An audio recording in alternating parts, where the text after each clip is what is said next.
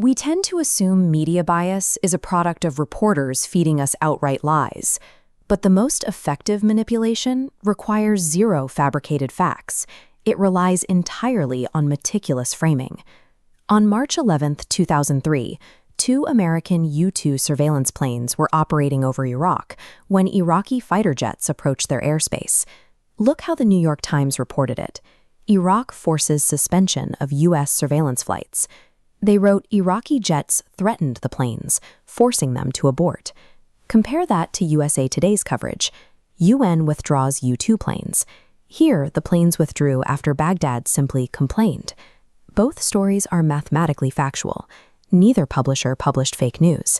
Yet by swapping aggressive verbs for diplomatic ones, they assigned culpability and geopolitical power in completely opposite directions.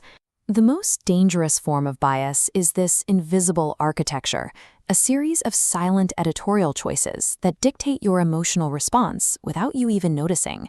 This architecture extends far beyond text, starting with the literal images selected for a story. Consider a massive public demonstration. A photo editor can choose to crop tightly onto a single screaming protester or a clenched fist. That singular choice instantly casts an overarching narrative of aggression over the entire event. Alternatively, they can instead run a wide shot of that exact same crowd, showing diverse groups and families with children, projecting an entirely peaceful narrative. The reality didn't change, only the angle did.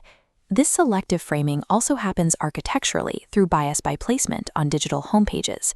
This chart tracks how far a typical reader scrolls down a news article.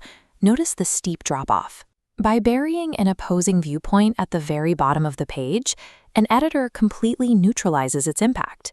The publisher retains the ability to point to that buried paragraph and claim total objectivity, while their spatial hierarchy silently manipulates what the audience actually absorbs.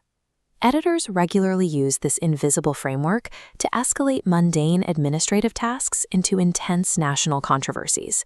In late 2017, the White House scheduled the removal of a near 200-year-old tree from the South Lawn. Newsweek published a story with this exact headline: Melania Trump orders removal of near 200-year-old tree. The aggressive capitalization frames the action as a unilateral authoritarian command. What they executed here is bias by omission. They intentionally excluded a critical fact. Expert arborists had explicitly recommended the removal. The tree's structure was severely compromised and posed a massive safety hazard.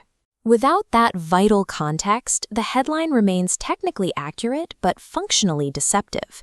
Stripping away the expert recommendation turns a standard safety protocol into a false narrative about a malicious political figure destroying history. You can spot this same intentional framing in the granular, micro-level labels journalists attach to people.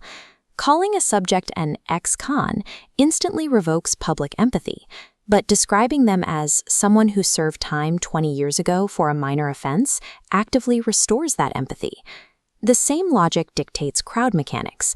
If an audience boos a speaker, the reporter decides whether to frame it as a widespread consensus, calling it remarks greeted by jeers, or as a marginalized fringe, calling it a handful of people who disagree.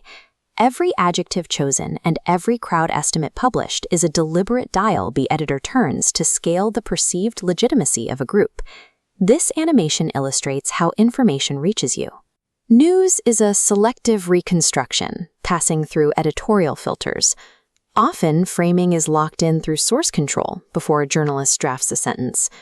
Corporate PR quietly injects its preferred narrative tone into the top of the funnel. True media literacy requires moving past the simple act of fact-checking. You have to separate the raw events from the editorial packaging wrapped around them. The next time a headline triggers a visceral, emotional reaction, pause. The facts may be true, but you must ask yourself what perspective is being deliberately hidden just outside the camera's frame.